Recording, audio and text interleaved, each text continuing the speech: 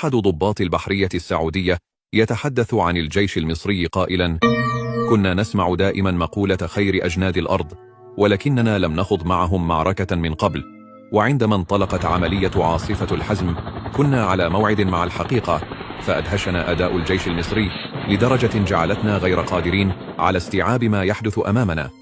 في لحظات قليلة فرضت القوات المصرية سيطرتها على باب المندب بسرعة مذهلة، وأحكمت قضبتها على البحر الأحمر بالكامل، حتى إن راداراتنا عجزت عن رصد تحركات سفنهم الحربية، وكأنها توارت في أفق خفي، مما أثار فينا دهشة لا توصف.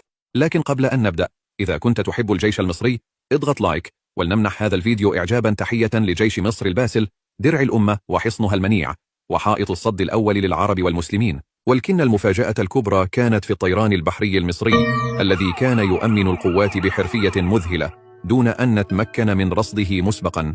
فجأة وجدناه يحلق فوق رؤوسنا في باب المندب.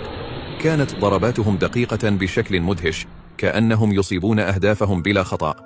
في ميدان المعركة كنا نراقبهم بإعجاب، نشاهد كيف يعملون بانضباط مطلق ومهارة لا يضاهيها أحد. عندئذ أدركنا أن الجيش المصري ليس فقط من خير أجناد الأرض، بل هو أيضا من أمهر المحاربين على الإطلاق.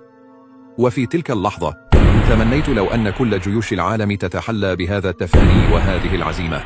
فقد صدق رسول الله حين قال: إذا فتح الله عليكم مصر فاتخذوا فيها جندا كثيفا، فذلك الجند خير أجناد الأرض. فسأله أبو بكر رضي الله عنه: ولماذا ذلك يا رسول الله؟ فقال: لأنهم في رباط إلى يوم القيامة، تحيا مصر وتحيا جيوشها العظيمة.